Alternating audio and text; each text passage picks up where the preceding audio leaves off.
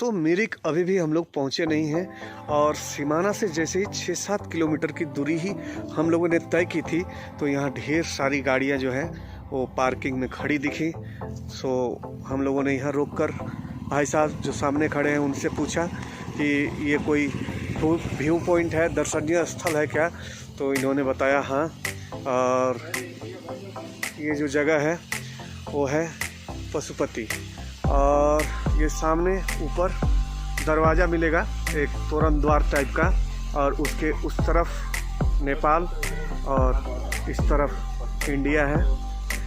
तो चलिए, बारिश भी जो है वो सताना अभी तक छोड़ा नहीं है। तो चीड़ या देवदार ये दोनों में से एक पौधे हैं और काफ़ी खूबसूरत हैं, बिल्कुल ब्यूटीफुल, और चारों तरफ लगभग यही पेड़ है।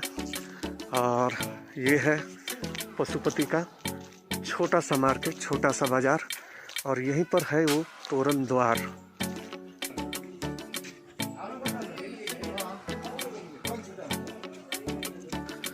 तो यही है वो तोरण द्वार, और एक तरह से यहीं से नेपाल में प्रवेश है।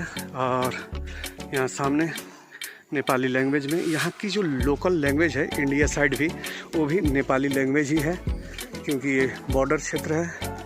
और नेपाल तपाईको हार्दिक स्वागत गर्दछ, वेलकम टू नेपाल।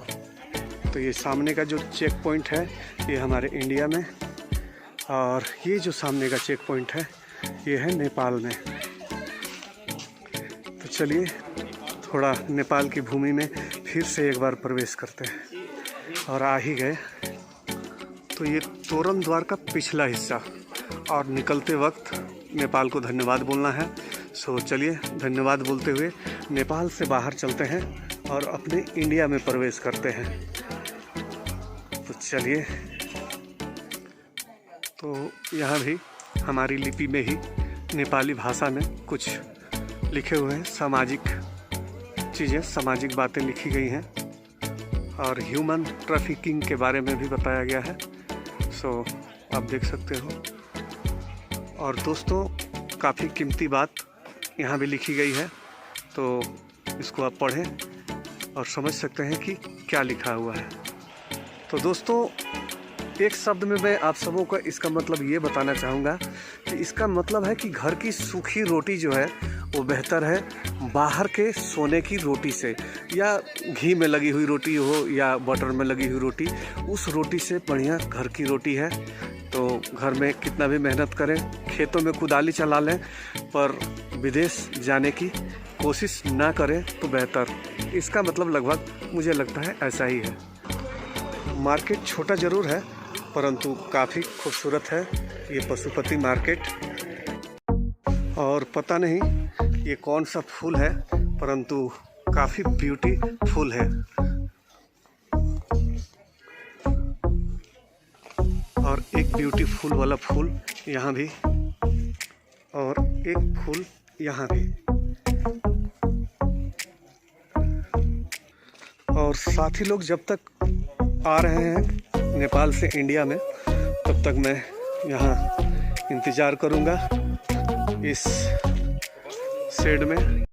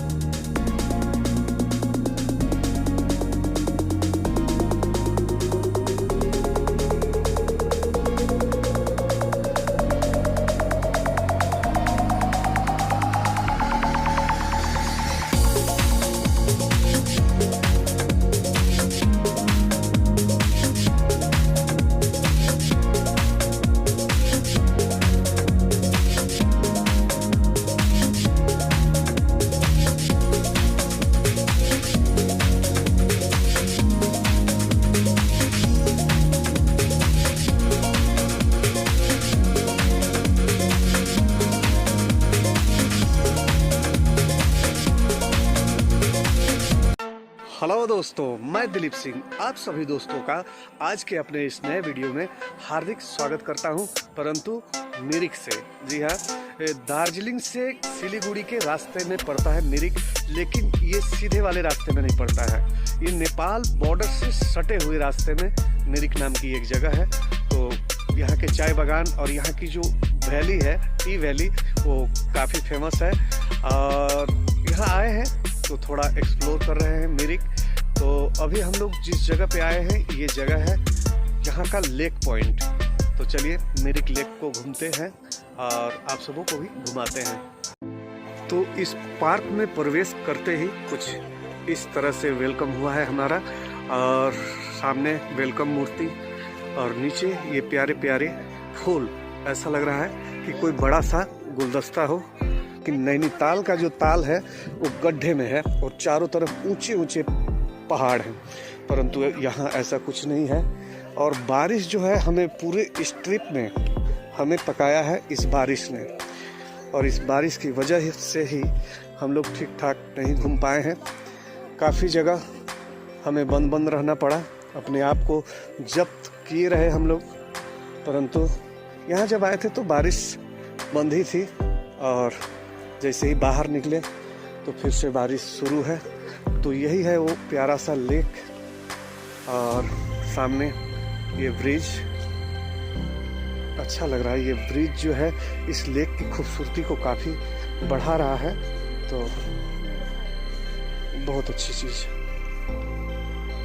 यहाँ से खास दिख रहा है। और ये बादल दुश्मन की तरह हमारी तरफ बढ़ते हुए, और इन्हें रोक पाना मनुष्यों के हाथ में नहीं है। और सामने आप देख पा रहे होंगे आई लव मिरिक का बोर्ड लगा हुआ है। सुंदर ही कहेंगे क्योंकि ये वादियों में है, और जैसा सोच रखा था उतना भी खास नहीं है ये पार्क, परंतु समय व्यतीत करने के लिए ये एक बेहतरीन जगह है। मन तो ज़रूर लगेगा यहाँ समय बिताने में, इसमें दो राय नहीं है। और ये थोड़ी एक्स्ट्रा ग्रीन लग रही है मुझे, ये शायद क्रिसमस ट्री है, एक्स्ट्रा ग्रीन लग रही है इसके अपेक्षा। और शायद ये भी क्रिसमस ट्री ही है, परंतु इसका शेप बरगद की तरह हो गया है, और ये कुछ क्रिसमस ट्री की तरह लग रहा है। अब मैं पक्के तौर पे नहीं बता सकता कि ये क्रिसमस ट्री है या नहीं। तो एक और छोटा सा पौधा मैं आप सबों को दिखाने जा रहा हूँ दोस्तों, जो है तो छोटा, परंतु उसका जो शेप, जो डिजाइन है, वो बिल्कुल बड़े पेड़ के समान बना हुआ है। लगता है कि कोई बरगद का पेड़ हो, बरगद का विशालकाय पेड़ जैसा दिखता है, ठीक वैसा ही ये दिख रहा है। और ये किस चीज़ का पेड़ है ये बताना थोड़ा मुश्किल लग रहा है। और आप लोग अलग अलग जगह से हो, डिफरेंट जगह से हो, और नॉलेज भी हमसे अधिक रखते होंगे।